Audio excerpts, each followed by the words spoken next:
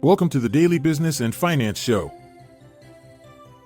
Meta's R&D expenses soar past $21 billion in Q2 as AI investments surge, while Microsoft surpasses expectations with a non-GAAP EPS of $4.74 and revenue hitting $90 billion. The Nasdaq's recent reversal might be a bear trap, according to historical trends. Microsoft's Q4 results impress, with Azure exceeding $100 billion in revenue, and Meta Platforms adjusts its CapEx range amid rising legal costs projected for financial year 26. Snowflake climbs 5%, reaching a new high, and Vertiv reveals an optimistic 2026 outlook featuring $14 billion in net sales. Plus, 3 key things to watch out for this Thursday. Stay tuned after the short ad break to dive deeper into these stories. Meta Platforms had mixed financial results. Earnings per share were $6.18, missing the mark by $1.40. However, revenue reached $60.8 billion, surpassing expectations by $510 million. The company adjusted its capital expenditure range and expects higher legal costs in fiscal year 2026.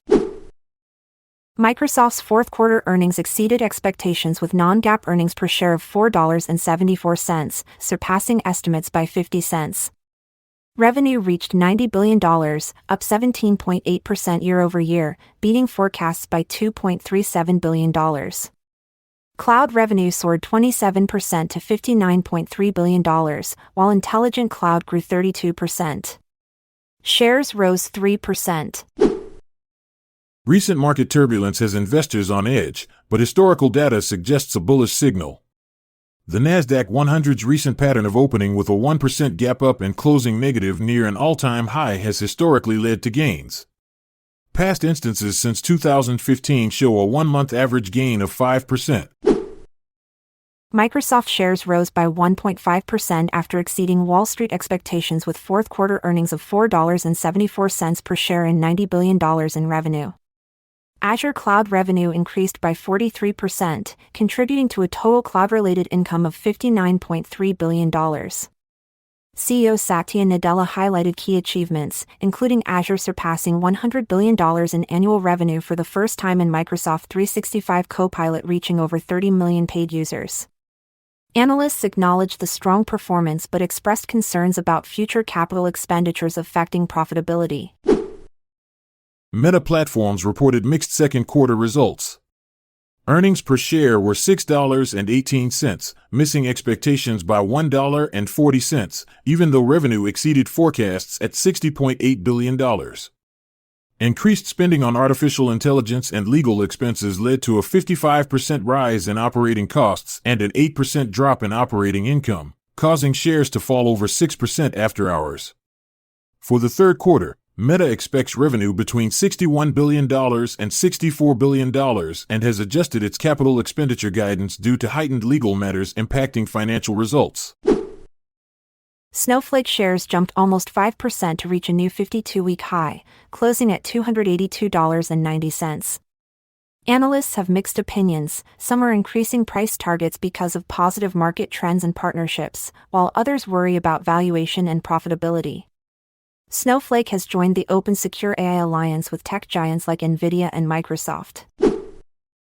Wall Street ended lower on Wednesday as the Federal Reserve kept interest rates unchanged. The S&P 500 fell by 1.5%, the Nasdaq Composite dropped 1.7%, and the Dow Jones Industrial Average declined 2.2%. Key economic data and earnings from Apple, Amazon, and others are anticipated on Thursday.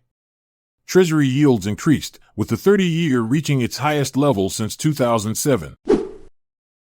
Vertiv's second quarter 2026 results showed strong performance, with net sales increasing by 24% and earnings per share reaching $1.52. The company has raised its full-year guidance, now expecting $14 billion in sales and $6.70 earnings per share. Management emphasized collaborations with NVIDIA for AI data centers but mentioned timing shifts in project execution due to supply chain dynamics. Thanks for tuning in to the Daily Business and Finance Show. Join us tomorrow for more insights and updates. Stay informed, stay ahead. I'm Montgomery Jones. And I'm Amalia Dupre. Farewell until tomorrow. Have a good one wherever you are. This content is sourced from the Seeking Alpha website, so support our podcast by becoming a Seeking Alpha premium subscriber. See the show notes page for links to sign up. This episode is produced by Classic Studios. This podcast provides information only and should not be construed as financial or business advice.